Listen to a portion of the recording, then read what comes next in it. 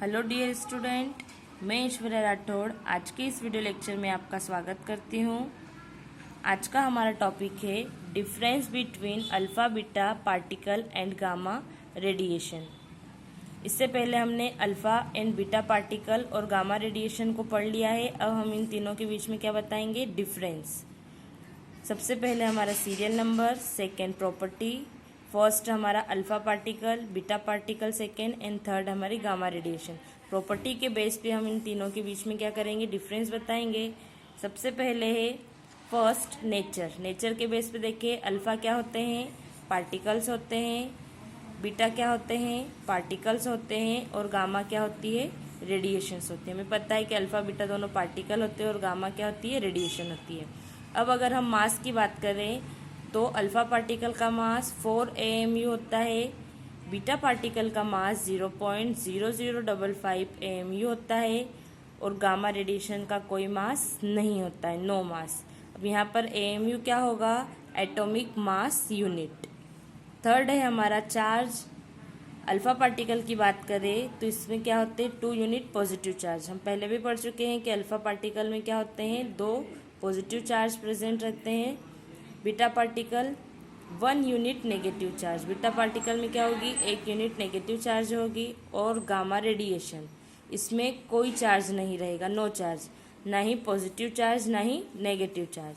Symbol की बात करें अगर हम, तो अल्फ़ा पार्टिकल में क्या होगा, हमें पता है कि ये एटॉमिक नंबर और ये एटॉमिक मास, वहाँ से 2 एटॉमिक नंबर की कमी होगी और 4 एटॉमिक मास की कमी होगी।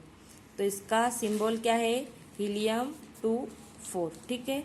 सेकेंड होता है बीटा पार्टिकल का सिंबल -1 बीटा, और यहाँ पर मास क्या हो जाएगा, 0। इसके मास में कोई चेंज नहीं होता है, बट क्या होगा, यहाँ पर -1 जो एटॉमिक नंबर होगा उसमें 1 की कमी होगी, 1 यूनिट की। अब है गामा रेडिएशन। अब गामा रेडिएशन में हमने देखा है कि कोई चार्ज नहीं होता है, कोई मास नहीं होता है, तो क्या होगा, न तो एटॉमिक नंबर में कोई चेंज होगा, न ही एटॉमिक मास में कोई चेंज होगा। तो क्या हो जाएगा यहाँ पर 0 0। ये इसका सिंबल है गामा 0 0। अब फिफ्थ हम बात करें पेनिट्रेटिंग पावर। इसमें क्या होगी, अल्फ़ा पार्टिकल लिस्ट मीन्स बहुत कम होगी। बीटा पार्टिकल की बात करें तो अल्फ़ा और गामा दोनों के बीच जो जितनी पावर होती है, मीन्स कि अल्फ़ा की कम होती है, गामा की मैक्सिमम मीन्स ज़्यादा होगी। इन दोनों के बीच में, अल्फ़ा और गामा के बीच की जो एनर्जी होगी, जो पावर होगी, वो किस में प्रेजेंट रहेगी, बीटा पार्टिकल में। 6 है आयनाइजिंग कैपेसिटी। आयनाइजिंग कैपेसिटी सबसे ज़्यादा होती है अल्फ़ा पार्टिकल में, मैक्सिमम। गामा रेडिएशन में क्या होती है, मिनिमम मीन्स कम होती है।